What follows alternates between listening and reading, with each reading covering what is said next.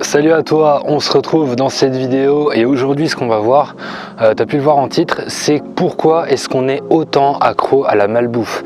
Quelles sont les raisons qui permettent d'expliquer qu'on a du mal à s'en passer. Et pourquoi se poser cette question? Parce que ça peut réellement t'aider à perdre du poids et potentiellement améliorer ta santé.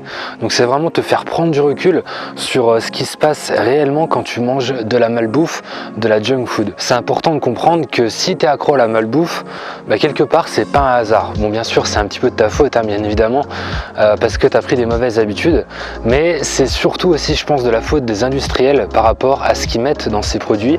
C'est ça réellement qui va te rendre accro. Et tout a commencé il y a quelques dizaines d'années. À la fin de la Seconde Guerre mondiale, on a commencé à utiliser des pesticides, donc vraiment à utiliser de manière sérieuse les pesticides et tout ce qui est insecticides, fongicides, etc. On a utilisé ça pour améliorer le rendement de l'alimentation.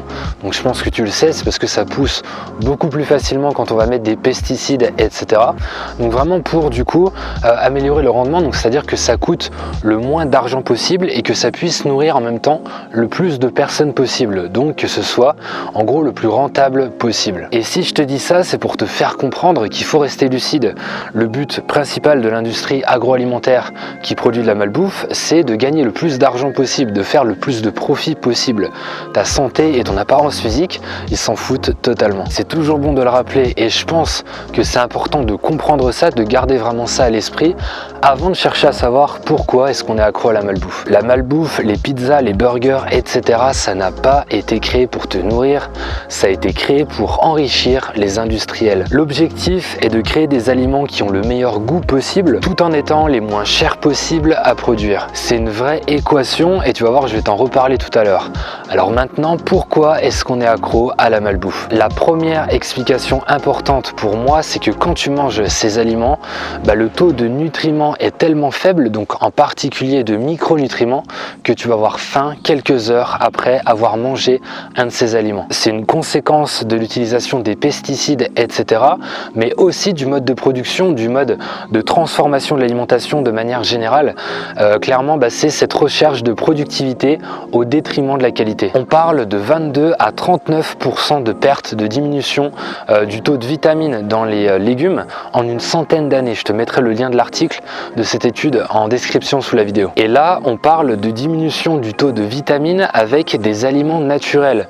Parce que si on utilise ces légumes et autres aliments de base naturels pour créer des pizzas, des burgers, etc., on va avoir recours à des méthodes de production qui vont réduire encore plus la teneur en vitamines et en minéraux. Et donc, la conséquence, c'est quoi? C'est que si tu manges beaucoup de ces aliments, tu vas avoir faim quelques heures après, tout simplement parce que ton taux de vitamines et minéraux n'est pas assez élevé et un petit peu quelque part c'est comme si tes jauges elles n'étaient pas assez remplies. Je pense que tu comprends où je veux en venir, cette image de jauge au niveau des vitamines et minéraux, la jauge elle n'est pas assez remplie, ton corps pour lui c'est pas normal, il se dit qu'est-ce qui se passe, je suis censé avoir tel taux de vitamine A, tel taux de vitamine C, tel taux de fer, de calcium, de tout ce que tu veux, donc du coup il va redemander à manger quelques heures après pour combler ses manques. C'est exactement ça qu'on appelle des aliments à calories vides. Donc ça veut dire des aliments qui sont riches en calories, donc tu auras accès à beaucoup de protéines, beaucoup de glucides, de lipides, mais c'est pas des calories de qualité parce que il manque des vitamines, des minéraux qui eux sont essentiels pour l'atteinte de tes objectifs. Même si c'est très riche en calories, clairement ces aliments vont pas réellement t'aider entre guillemets à perdre du poids, gagner du muscle, n'importe quel objectif que tu vises. La deuxième raison pour laquelle on est accro à cette malbouffe, à ces aliments transformés, c'est que très souvent il y a peu de fibres, mais vraiment très peu de fibres, et les fibres ça aide à la satiété, donc c'est-à-dire à calmer la faim. C'est pour ça clairement que aussi on va avoir tendance à être accro à ce genre d'alimentation. On va donc avoir tendance à en manger de plus en plus et qu'est-ce qui va se passer avec ce surplus d'alimentation? Je pense que tu comprends où je veux en venir, ça va être stocké sous forme de masse grasse. Ensuite, la troisième raison, c'est que ces aliments sont souvent très riches soit en gras, soit soit en sucre ou soit les deux à la fois. Et le sucre et le gras sont reconnus comme très addictifs. Alors avant de parler de leur côté addictif, il est toujours bon de se rappeler que le gras et le sucre, c'est des sources d'énergie qui sont naturelles. En effet, si jamais tu te retrouvais sur une île déserte, tu commencerais déjà à puiser dans tes réserves de glucides, donc c'est-à-dire dans tes sucres. Après, ce sera les lipides et enfin les protéines. Donc c'est-à-dire clairement, tu vas puiser dans tes muscles pour alimenter, pour créer de l'énergie afin de survivre. Le cerveau fonctionne d'ailleurs avec du sucre sous forme de glucose et ce qu'il faut savoir, c'est que le sucre qui est présent dans ces aliments transformés, donc c'est plus un sucre naturel, c'est un sucre raffiné et il est vraiment, c'est vraiment un sucre qui est addictif. Il y a quelques années, on parlait même du sucre comme étant aussi addictif que la cocaïne, suite à une expérience faite sur des rats où ces derniers préféraient l'eau sucrée à la cocaïne. C'est une étude qui est un peu remise en cause actuellement. Les chercheurs disent que c'est un petit peu exagéré entre guillemets de comparer le sucre à la cocaïne, mais ils sont tous à peu près d'accord sur le fait que le sucre soit addictif. Le problème aussi avec ce sucre consommé à l'excès, c'est qu'il va diminuer la sensibilité à la dopamine, qui est la molécule du bonheur. Quand tu manges un aliment sucré, tu vas activer ce qu'on appelle le système de récompense. Tu vas sécréter de la dopamine et c'est ça qui va te donner une sensation de bien-être et de bonheur. Mais plus tu manges d'aliments transformés qui sont riches en sucre et plus tu vas créer une accoutumance à la sensation de bien-être, plus tu vas diminuer la sensibilité des récepteurs à la dopamine. Autrement dit, il te faudra plus de sucre pour atteindre le même niveau de bonheur parce que ton corps est trop habitué. Plus tu manges d'aliments transformés riches en sucre et plus tu en auras besoin pour atteindre ce niveau de bonheur que tu avais avant, cette sensation de bien-être que tu pouvais éprouver auparavant. Et tout ça, les industriels le savent et c'est pour ces raisons qu'ils ajoutent énormément de sucre dans les produits transformés. C'est vraiment pour te rendre accro, pour que tu aies cette dépendance et que ce soit de plus en plus difficile de t'en défaire. Les industriels sont même à la recherche du point de félicité.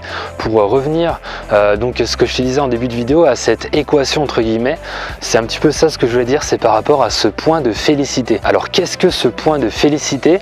C'est la concentration optimale de sucre qu'un industriel va pouvoir mettre dans un aliment avant que ce soit entre guillemets trop difficile à manger. Je pense que tu as déjà fait attention, des fois il y a des aliments qui sont trop sucrés et du coup on n'arrive plus à les manger. Et ce point de félicité, c'est vraiment la dose optimale pour qu'ils en mettent le plus possible, mais juste avant qu'il y en ait trop, afin que tu en sois dégoûté. C'est vraiment l'équation qui est faite au niveau de ce taux de sucre à inclure dans les aliments transformés. Et là, clairement, on comprend à quel point rien n'est laissé au hasard. Et pour le gras, c'est pareil, c'est très addictif. Et d'ailleurs, en fait, le problème, entre guillemets, un peu plus avec le gras, c'est qu'il n'y a pas de point de félicité. Donc, c'est-à-dire qu'il n'y a pas de point de rupture. Donc, on appelle ça comme ça, le point de rupture, c'est quand c'est trop sucré en gros et que tu vas t'en dégoûter. Pour le gras, ça n'existe pas, il y a des expériences qui ont été faites, donc en clair, tu vas pas t'en dégoûter et du coup, clairement les industriels peuvent en mettre autant qu'ils veulent, tout simplement au niveau du gras. Il n'y a vraiment pas de point de rupture, ils peuvent en mettre autant qu'ils désirent et c'est pour ça que c'est addictif et que c'est mauvais, tout simplement, qu'on va avoir tendance à en manger de plus en plus. Au-delà du gras et du sucre, il y a aussi le sel qui est super addictif. Le sel, bien sûr, c'est aussi pour améliorer le goût des aliments, mais c'est une substance également qui est super addictive et donc du coup c'est pour ça également qu'elle est très utilisée dans les produits transformés. On a fini pour cette vidéo, j'espère que ça t'a aidé à y voir plus clair, à comprendre pourquoi on est vraiment facilement accro à cette malbouffe, à tous ces aliments transformés. Il y a d'autres explications qui vont renforcer le caractère addictif des plats transformés, comme par exemple le stress ou l'aspect marketing. Le fait d'utiliser des couleurs qui nous rassurent, c'est pas pour rien que McDo est passé d'un logo sur fond rouge à un logo sur fond vert, mais on va pas aborder ça ici, on va rester sur les explications concernant les aliments en tant que tels. Et encore une fois, c'est important de comprendre pourquoi on est accro à ces aliments, de prendre du recul avant de voir comment ne plus être accro à tous ces aliments. Alors bien évidemment, je te conseille pas d'aller vers l'extrême et de tout arrêter, c'est simplement vraiment de se rendre compte de ce qu'il y a derrière, ces étiquettes. Mais voilà, personnellement, je consomme du fast-food vegan, bien sûr, ça m'arrive clairement. Mais voilà, c'est vraiment de faire ses choix en conscience, de savoir ce qui se passe derrière. Ça peut vraiment t'aider à du coup être moins accro et du coup à perdre plus facilement de la masse grasse. Si tu veux aller plus loin et perdre de la masse grasse tout de suite, tu peux démarrer ton programme mensuel perte de poids vegan. C'est quoi exactement? C'est tes repas avec tes entraînements, donc tes repas vegan bien sûr, tes exemples d'assiettes vegan et tes entraînements à poids de corps sans aucun matériel directement sur ton portable. Tous les mois, en fait, tu as un espace membre, tu vas pouvoir télécharger un e-book, donc c'est au format PDF avec tes repas, tes exemples de repas et tes entraînements à faire pour perdre de la masse grasse directement sur ton portable. Pour démarrer tout de suite, je te laisse le lien à l'écran juste ici et je te donne rendez-vous dans la prochaine vidéo. Entraîne-toi avec le cœur, mange avec le cœur.